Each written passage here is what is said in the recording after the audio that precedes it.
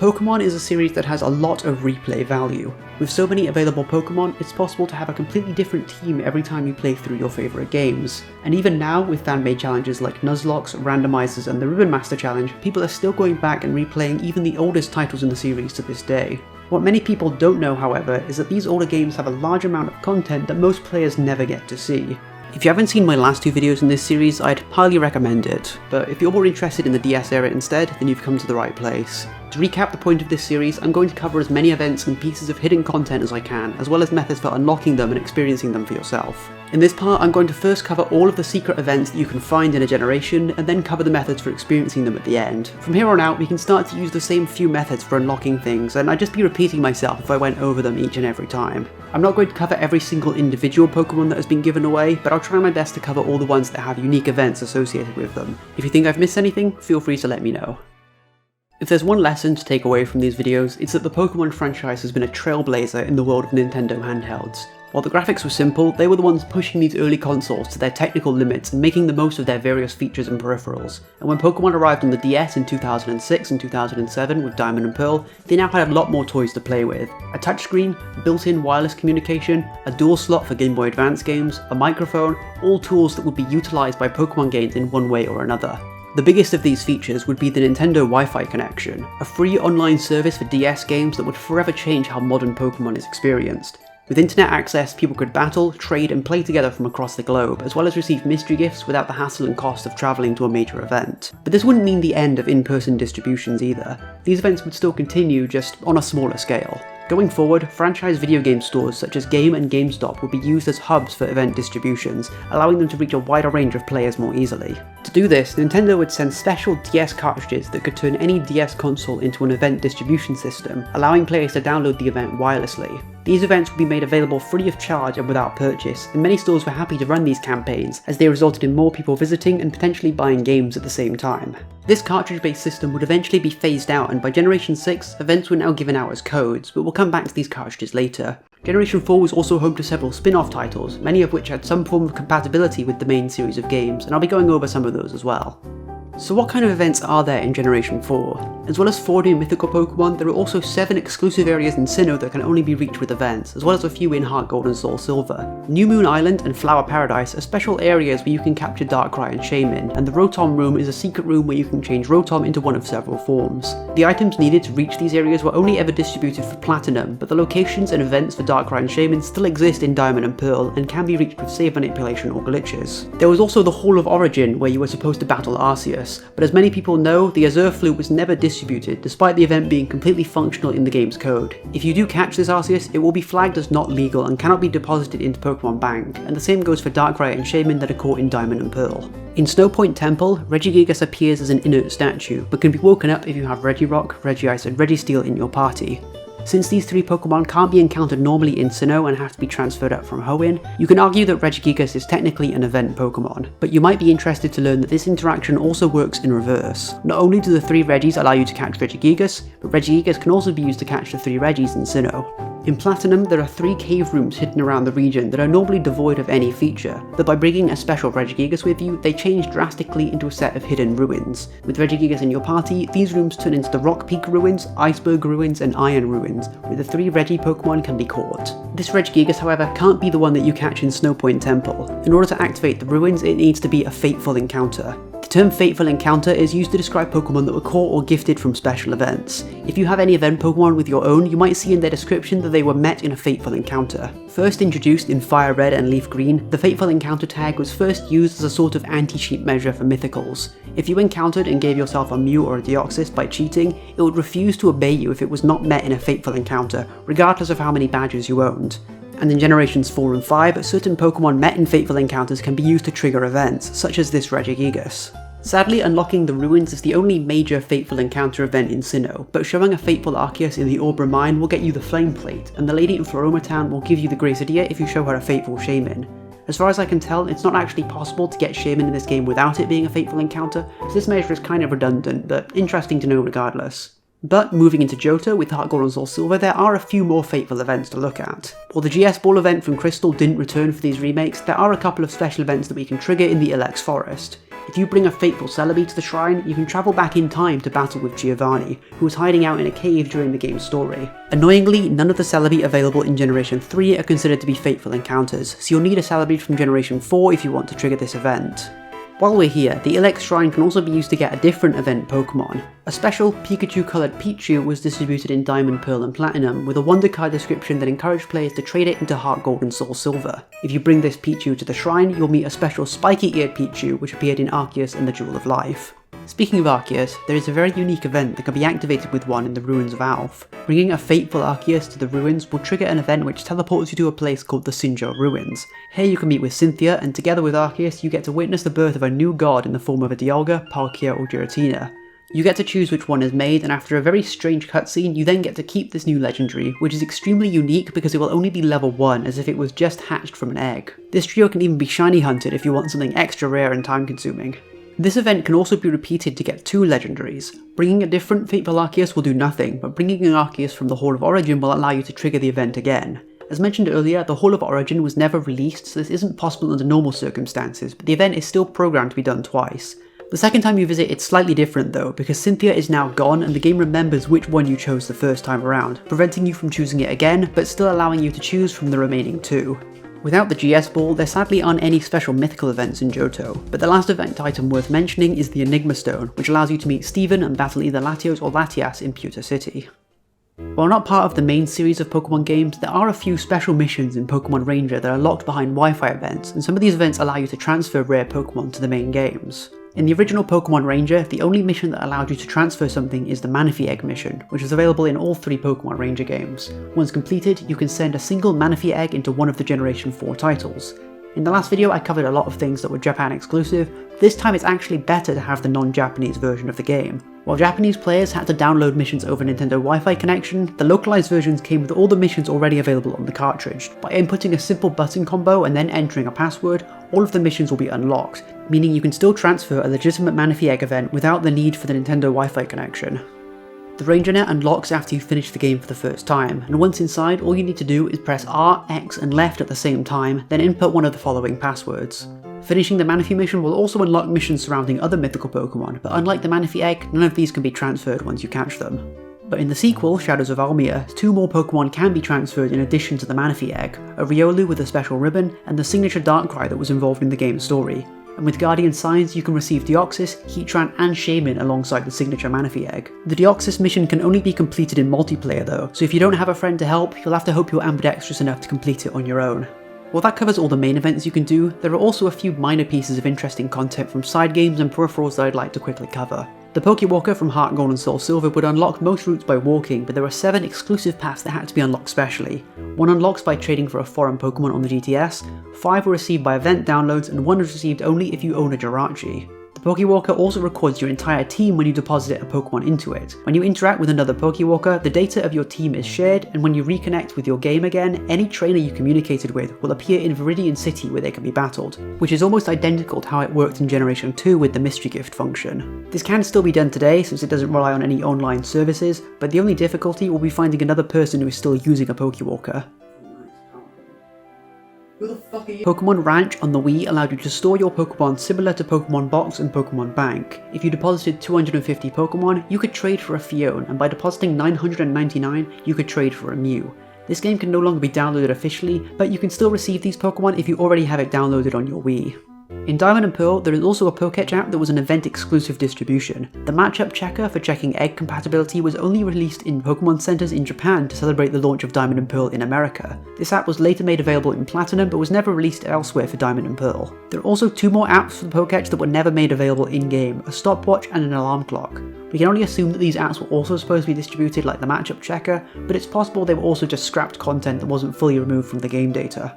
Pokemon Battle Revolution was a successor to the Pokemon Stadium games from the N64, and allowed you to transfer items purchased with battle points into your main games. This was one of the only ways to get an Enigma Berry in Generation 4, an item which is otherwise unobtainable without transferring the E-Reader berries from Generation 3. There was also an Electivire, a Magmortar, and a Surfing Pikachu that could be received by typing special passwords into your profile. Now in terms of accessing these events, I'd like to go back to the cartridge distributions I mentioned at the start. There are many legitimate distribution cartridges floating around on the internet, and if you own one, you can use it to freely distribute the event as much as you want. These cartridges are basically collector's items though, so expect to pay a high price for one if you're looking to buy, as well as potentially having to deal with reproductions and fake cartridges. If you look in the right places, many of these event cartridges have had their data dumped online, and with a flash cart you could emulate them to the same effect and locally distribute them on real hardware. This method could be used to access the fateful Regigigas, Celebi, Arceus, the Secret Key, the Pikachu coloured Pichu, the shiny Johto beasts, and several other miscellaneous events. Next, I want to talk about an option that gives us access to pretty much everything, and that is the 3DS. You might not have heard this, but it's actually very easy to hack your 3DS. And with the modded 3DS, we can very easily use Checkpoint or other safe manager software to make copies of our save files and edit them later in PKHex on our PC. But there's also another piece of homebrew software I can highly recommend, and that would be PKSM. This program works as an offline version of Pokemon Bank, as well as having built-in save editing features. Specifically, there is a function that allows you to inject pretty much any event data that's been recorded before, and this works not just for Generation 4, but for any main series game up to Ultra Sun and Ultra Moon. This is partly why I wanted to bundle all the DS and 3DS games into one video, because everything can be very easily accessed with functions like this. But if you don't have a 3DS, then I also have one last trick up my sleeve for anyone playing Generation 4 and 5. The Nintendo Wi-Fi connection, the online service used during the DS's lifespan, was discontinued in 2014, and all the services that relied on an internet connection became defunct. But thanks to the hard work of the most dedicated of fans, there is an active fan-hosted version of the Nintendo Wi-Fi connection, often called the Alt-WFC, which can be connected to without any hardware modification or third-party tools. All you need to do is change your Wi-Fi connection settings to a specific DNS, and you'll be able to connect to an active server still hosting these services. There is one hurdle to this however, which is you need an outdated access point. The DS wasn't built to navigate modern Wi-Fi router security, and needs a very open network to properly connect. Even with protection turned to a minimum, many modern Wi-Fi routers are too secure for this to work. Some phones can be used as hotspots that work for connecting to the DS, but not all phones can pull this off. When I first tried it with mine, it wouldn't let me connect properly. So instead I tried to find out which old routers were supported for the DS, and to my surprise I found a very comprehensive list. Not from a fan, but an official list from Nintendo's own website. Why they still have this information available, I honestly have no clue, but it was exactly what I needed. I took a random model number from the list, plugged it into eBay, and conveniently found someone selling theirs for only £7, so I bought it, and now I can access the Nintendo Wi-Fi connection anytime I want. Featuring one whole G of internet connection. With this new connection, pretty much everything is unlocked for us. If you try to download a mystery gift, you'll be greeted with a random one to download every time you check, and this can also allow you to unlock the missions in Shadows of Albia and Guardian Signs. This alternate Wi-Fi even comes with its own GTS, which has an integrated website where you can look up active trade listings. This Wi-Fi system works with both Generation 4 and Generation 5, so any Wi-Fi based events can be freely accessed with this connection. For anything beyond that, I would recommend using PKSM. I also recommend it in general as a storage solution, because this program was a lifesaver when I did my living decks. I can't imagine what I'd do if I had to play the transfer minigame over 100 times to move all my Pokemon over 6 at a time into Generation 5, whereas with PKSM I was able to just drag and drop all of my Pokemon at once. Speaking of Generation 5, I mentioned that you could get the shiny forms of Raikou, Entei and Suicune from distributions in Generation 4. I mentioned them specifically because they could be used to trigger an event in Generation 5, but you need to transfer them in a special way for it to work correctly.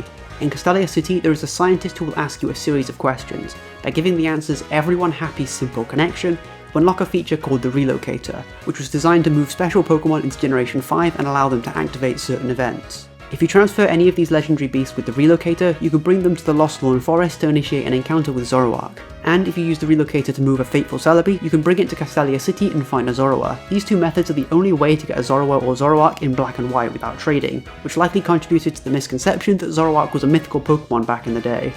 Speaking of mythical Pokemon, the 4 mythicals in this generation all get their own events. Victini has an event to encounter it, and the other 3 have events triggered by bringing them to special locations, allowing them to change forms. Similar to Deoxys, Mew and Darkrai, Victini is encountered in black and white using a special ticket that takes you to a new island. This event can be triggered as soon as you reach Castelia and doesn't need you to have beaten the game first. Genesect can be brought to the P2 laboratory and will trigger a battle with a Team Plasma Scientist. Defeating him will award you 2 disc drives depending on which game version you're playing, allowing Genesect to change the type of its signature move. In black and white, bringing Keldeo to the Moors of Icarus with the other 3 Swords of Justice will trigger an event where they teach Keldeo the move Secret Sword, and in black and white too, this can be done by bringing Keldeo to Pledge Grove. In similar fashion, bringing Meloetta to Cafe Sonata allows it to learn Relic Song and transform into Pirouette form. There is also an unused item called the Lock Capsule, which is meant to be released in Heart Gold and Soul Silver and then moved with the relocator. If you bring it to an NPC called Mr. Lock in Castelia City, he was meant to open it and reveal the TM for Snarl. Just out of curiosity, I injected the Lock Capsule into Heart Gold and tried to move it into black, but the relocator didn't pick it up. Since TMs are reusable in Generation 5, there's only one copy of each TM to be found. This capsule is where the only instance of TM95 can be found in black and white, meaning the TM for Snarl is entirely unobtainable, although it was made later available in the sequels. Speaking of Black and White 2, for players with a 3DS, Black and White 2 is also compatible with the Dream Radar, a spin-off game that worked using a limited augmented reality function. You can still get this game as of recording, but when the eShop shuts down at the end of March, it will no longer be available to download. This game allows you to transfer several Pokemon with their hidden abilities, as well as the Therian forms of the original 3 Genie legendaries, but you can also get 5 more legendary Pokemon with this game. By inserting a Generation 4 cartridge into the 3DS, you can encounter the box legendary of the respective title. These legendaries are unique in a few ways. They have their hidden abilities, and the level of these Pokemon will also scale with your current progress in-game, so they can be as low as level 5 if you transfer them into a game that hasn't earned any badges. They're also captured in Dream Balls, something that wouldn't be available again until Sword and Shield.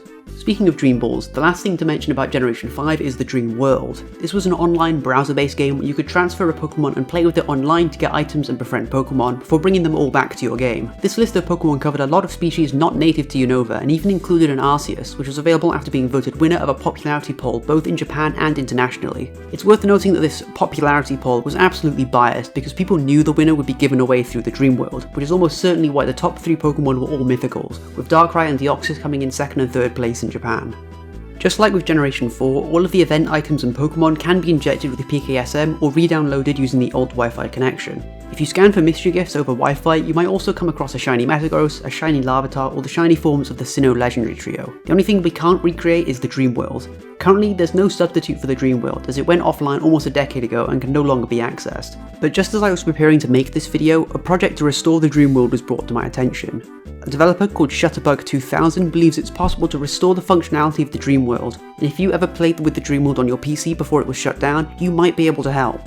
The Dream World was run using Adobe Flash files, and if you ever played the Dream World, some of those files could still be stored on your computer's cache, meaning that with enough contribution, every part of the Dream World's assets could be restored and rebuilt. I'll put a link in the description if you want to find out more, and while we wait for it to come back, we can just use PK Hex to insert these Pokemon into the entry forest.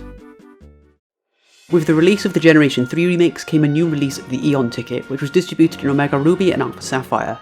Similar to how owners of the Eon ticket could mix records in Generation 3 to share it, this one could be shared by using Street Pass. If you walked past another player who had an Eon ticket on their 3DS, a copy would be automatically transferred to you. Unlike the original Eon ticket, which could only be shared if you were the original owner of a ticket, this one could be shared even if you received it from another player, allowing the Eon ticket to spread more easily to more people. In Japan, you were also able to receive the ticket using a serial code, and in America, the ticket was given away freely at Pokemon League events and at the Nintendo World Store, formerly the New York Pokemon Center. Here in the UK, however, Junichi Masuda himself visited a game store in London to personally distribute the ticket and start an event called the Great Eon Ticket Relay. Anyone who visited the store that day got a chance to meet with Masuda himself and receive the ticket from him directly, because he wanted to see just how fast the Eon ticket could be shared using Street Pass alone. To help jumpstart the event, 15 contest winners from across the country, including a very snazzy Stephen Stone, were all invited to London, where they received a special 2DS and their own Eon tickets from Masuda. These winners were also given the job of ambassadors, and afterwards they returned to their home cities to host their own events for spreading the tickets. This campaign was pretty successful, as I managed to get this ticket myself from Street Pass without even knowing about the rally event being held in my city, and pretty much everyone in the UK who was playing at the time eventually managed to receive a copy through Street Pass, regardless of how many steps it took to reach them from Masuda's own 3DS. And honestly, that's kind of it for special events. I knew there wasn't much, but I expected to find at least something I didn't know about when I started looking. Don't get me wrong, there were a lot of mystery gift distributions on the 3DS, but all you had to do was talk to the guy at the Pokemon Center and you get given a Pokemon, which feels a little anticlimactic. I remember it being cool as a kid, but it just doesn't compare to events like the Old Fairy Tickets or the Sinjo Ruins. At risk of sounding really old, they just don't make events like they used to. In X and Y, there's a few bits of special dialogue if you have some mythical Pokemon, and in Omega Ruby and Alpha Sapphire there's a special line of dialogue from Steven if you have his special shiny event Beldum, but that's all there really is for Pokemon with special effects. Nothing else is any special interactions in game, there's no spin-off games for any transfer compatibility either, and the only event exclusive item is a discount coupon for the boutique that was only available through the Pokemon Global link. Fortunately, this last generation did have quite a fair bit of cross-game interaction and events that could be accessed without needing limited time distributions. With the right games, 7 different mythical Pokemon can be encountered across Generation 8 without any online connection. And with the exception of Mew and Jirachi, all of them have their own unique quests or unlock conditions associated with them, which makes them feel a little bit more special than just being handed for free. I originally wasn't going to talk about Generation 8 because it's all very recent and I didn't think there would be much in the way of emulating these events yet, but there is one thing I wanted to very quickly mention. While working on the script, someone released a tool for doing exactly that. This program allows you to inject mystery gifts using a homebrew Nintendo Switch and seems to be compatible with all of the Generation 8 games. I haven't had a chance to test this out personally, but it looks promising if you know how to use custom firmware.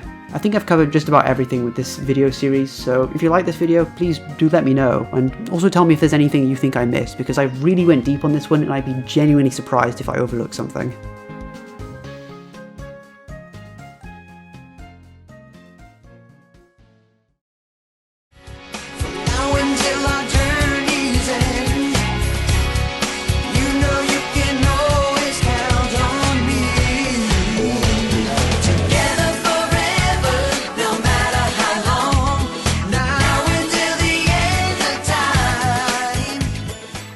That was brilliant, Candle for me.